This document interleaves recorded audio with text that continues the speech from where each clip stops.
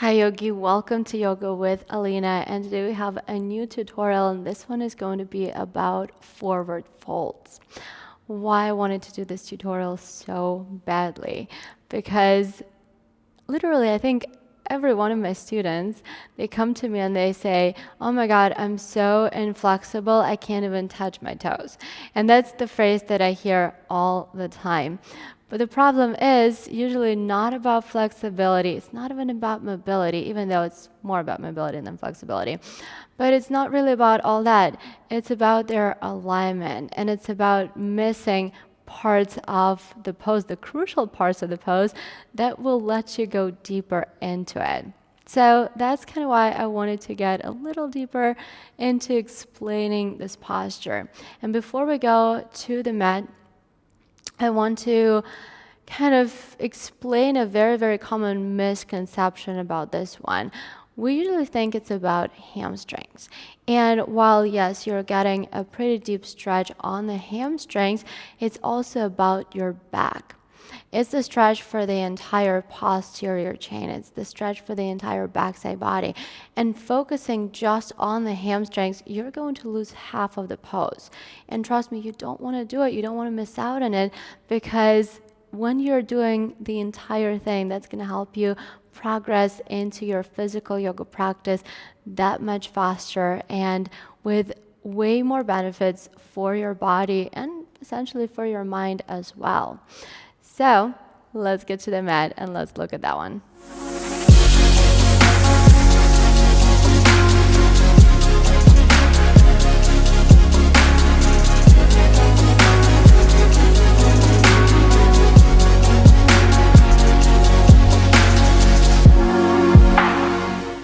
All right, so we're back on the mat with my friend Teo, who's going to help us figure out the whole forward fold world. It's an entire world, because literally so many poses can be applied to what we're going to be talking right now about. All right, let's do the standing forward fold first. And I'm going to ask you to do it the way that the majority of people think they should do forward fold. Let's go for it. And we know exactly what it looks like. All right. Nope, that's not even that. Can you round your... There you go. That's it. And even now you're touching this. Yeah, okay, he's a bad model for this one. But basically, what happens here? And technically, the majority of people will not be able to touch the floor in any way, shape, or form doing this right now. Why is that? You think that you want to only focus on the hamstrings, right? And you keep your legs super straight, and you kind of feel the hamstrings, and then you're trying to pull yourself towards the floor as much as possible. But look what happens here. He's trying to pull himself down to the floor by trying to kind of literally fold his spine in half.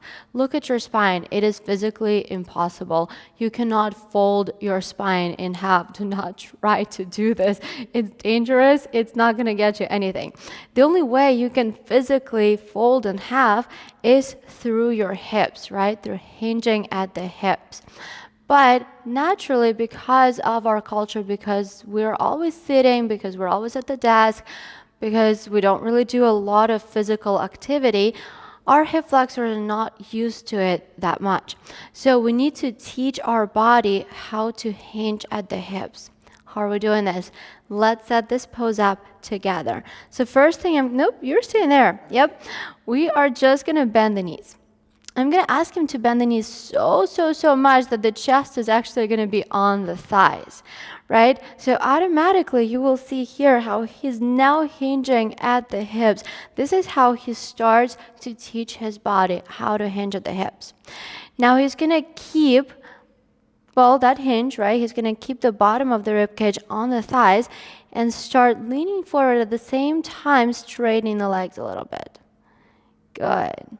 Stop right there. So this is actually pretty perfect. I know he can get a little bit deeper into this one, but I wanted him to stop exactly here because I want you to see that bend in the knees is perfectly normal. As a matter of fact, the majority of people actually hyperextend their knees. Not good for the knees, bone on bone, not good for the joints. We don't want to do it. So a little bend is actually, you can see the bend in my pants right now, but I'm just showing the little bend here. A little bend is always really, really helpful anyways. For forward folds, don't be afraid to exaggerate it, especially when you start just kind of figuring it out. Now, still staying in this forward fold, I want to show you one kind of trick, kind of a cheat, I guess, something, because I was one of those people who really, really wanted to touch the floor, and I couldn't touch the floor for, to save my life. That just wasn't possible for me. So when I figured out the whole alignment situation for myself through my teacher, I started doing this thing. So bring your hands underneath your feet. Yep, it's a different pose, I know that. But you're gonna step on top of your hands, which again, you will have to bend your knees a lot to do that. And then keeping the chest on the thighs, start straightening the legs. There you go.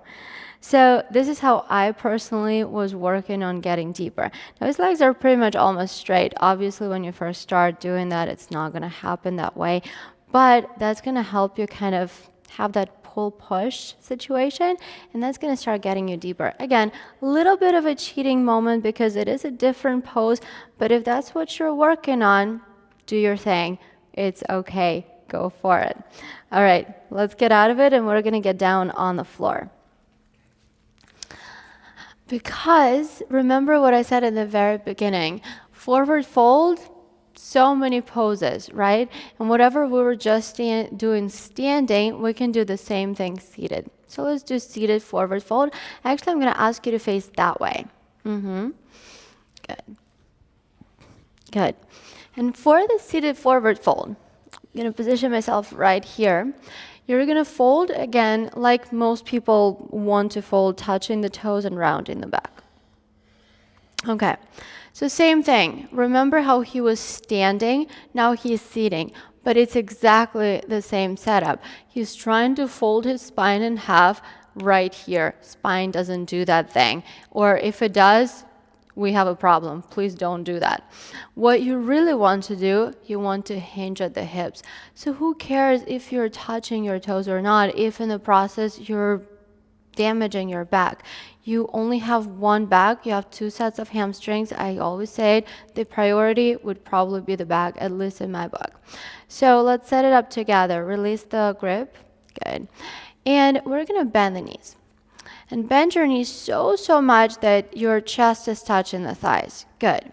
Now let's bring a little bit more engagement into this one. Flex your feet, flex them a lot. Good. So once you flex your feet, this is where you start activating the hamstrings. I want you to remember one thing. Long muscles are strong muscles and vice versa. So if you want something to be flexible, you need to strengthen it as well. Do not just do one, right? You need to do both. Strength and stretch. This practice is about balance, and this is why it is so effective. So remember, flexion at the feet so that you're activating the hamstrings. Now grab the outer blades of your feet so that you actually have that grip. Good. And from there, I want you to imagine that you're doing a row on the rowing machine. So pull the shoulder blades down. There you go. Good. And then from there, keeping that engagement, he's going to keep pulling the shoulder blades down the back. The shoulders are going to stay away from the ears. And at the same time, start pushing the heels forward. Good. Very slowly. The moment chest lifts off the thighs is when you're going to stop for your practice. Probably Ted right now will be able to go all the way with the legs straight. Again, this is not something that you can do from the very beginning, at least for me, right? Every single body is different, but my body naturally is a little bit more on the strong side than flexible side. So I really had to work for my flexibility. That is why I know what I'm talking about.